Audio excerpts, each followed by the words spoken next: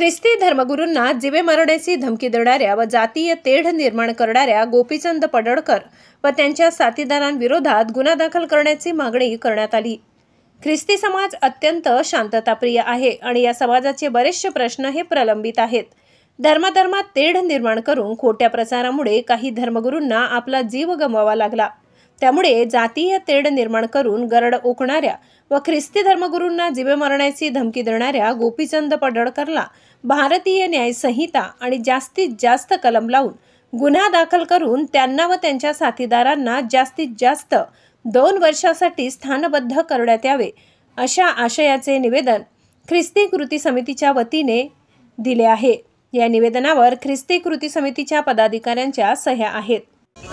गोपीचंद पडळकर या आमदाराने ख्रिस्ती धर्मगुरूंना मारण्यासाठी जी सुपारी जाहीर सभेमध्ये सुपारी देऊन एक प्रकारे ख्रिस्ती समाजाच्या धर्मगुरूंना ख्रिस्ती समाजावर दहशत माजवण्याचा प्रयत्न केलेला आहे। त्याचा निषेध म्हणून आज छत्रपती संभाजीनगर शहरातील सर्व धर्मगुरू आणि नागरिक या ठिकाणी या आंदोलनासाठी उपस्थित आहे। भारतावर प्रेम करणारा समाज आहे, भारतातील प्रत्येकावर प्रेम करणारा समाज आहे। कारण लहानपणापासून आम्ही हेच शिकलो ना, भारत माझा देश आहे, कोणा एकाची जागिरी नाही, आमचा देश आहे, आम्ही इथंच जन्मलेलो आहोत आणि इथंच डोकं टेकणार आहे। आमचा देश आहे, पण आमच्या प्रत्येकावर आम्ही प्रेमच करणारे आहोत, राष्ट्रावर प्रेम करणारी लेकरं आहोत आम्ही आणि राष्ट्राच्या उन्नतीसाठी हितासाठी बलिदानी झालेले सुद्धा आम्हीच लोक आहोत। इतिहास साक्षी या गोष्टीला। शैक्षणिक क्षेत्र असो, आरोग्य क्षेत्र असो, कोणत्याही प्रकारच्या क्षेत्राचा, इव्हन जितके संशोधन चाललेले आहेत वेगवेगळ्या प्रकारचे, त्या प्रत्येक क्षेत्रामध्ये या देवाच्या लेकरांचा खूप प्रचंड मोठ्या प्रमाणामध्ये सहभाग आहे। आम्ही स्वतःसाठी जगत नाहीत, आमच्या नावासाठी जगत नाहीत, आम्ही येशूसाठी जगत आहोत। म्हणून येशूच्या लेकरांना धमकावण्याची भाषा कोणी करू नये आणि ज्यांनी केली असेल परमेश्वर तर पाहूनच घेईल, निश्चित जाणार खूप लवकर परमेश्वर पाहणार आहे। आमेन।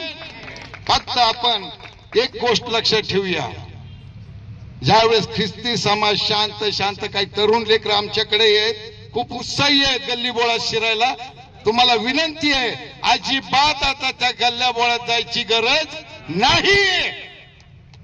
तुम्हाला उलटा पालत हवी ना, फक्त गुडघ्यावर या, हातरून जाईल सत्ता, गुडघ्यावर या, प्रार्थना करा, सगळं बदलून जाईल। त्यांच्यासह आहे। आमेन। देऊ नका आम्हाला। मी विनंती करतो की आमच्यामध्ये right reverend bishop R B. Gaikwad पाळक साहेब आहेत, त्यांना विनंती करतो की त्यांनी आपले 2 शब्द 2 मिनिटांमध्ये संपवा।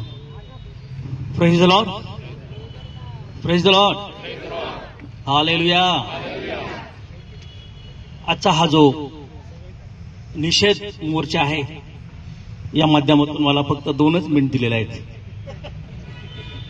तर 2 मिनिटात माझ्या आयुष्यात कधीच बोललेलो नाही, कधीच नाही बोललो, आयुष्यात नाही बोललो। प्रस्तावनेच मला 15 मिनिटं लागतात, संदेशाची प्रस्तावना 15 मिनिटं, परंतु समय ओळखून हे करा असं पवित्र बायबल सांगत आहे। प्रत्येक गोष्टीला एक उचित समय असतो, हरकत नाही।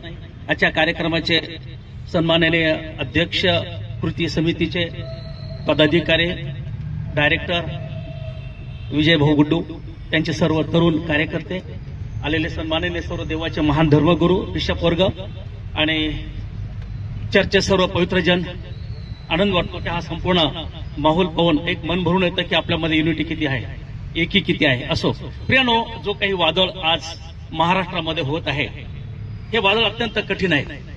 हे वादळ एक नाहीये, असंख्य वादळ उत्पन्न होणार आहेत। म्हणून आम्हाला एकच मी सांगेल सुरुवातीला की घाबरून द्यायची गरज नाही, प्रभू आपल्यासोबत आहे। गोपीचंद पडळकर याला गोपी म्हटलं पाहिजे।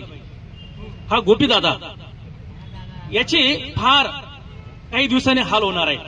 मी नाही बोलत, पवित्र बायबल सांगत आहे।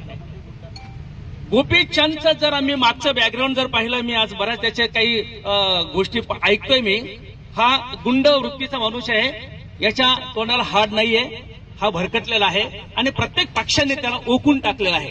त्याचं एकच टार्गेट आहे, काहीतरी एखादा व्यक्तीला धरायचं आणि त्याचं एक खजिना तयार करायचा आणि त्या माध्यमातून लोकांना भडकवण्याचं.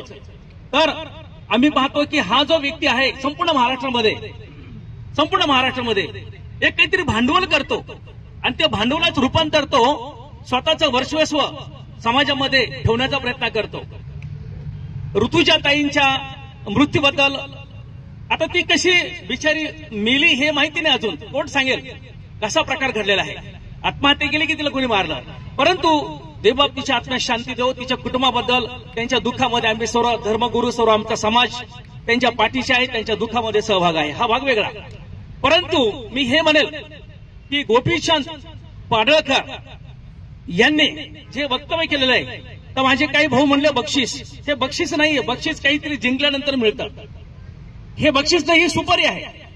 आणि ही सुपारी 1-1 लाखाची आणि 10-10 हजाराची, 1-1 लाखाची, 2-2 लाखाची काय असेल ते 11 लाखाची असेल.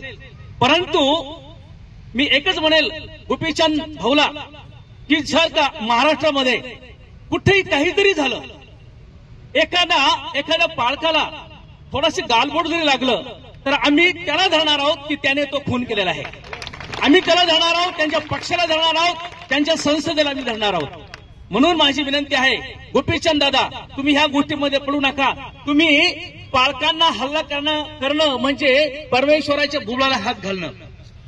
लक्षात घ्या, कारण पवित्र बायबलमध्ये पाऊल आहे. हा पावलाने देखील ख्रिस्ती लोकांना मारण्याचा कट केला, परंतु परमेश्वर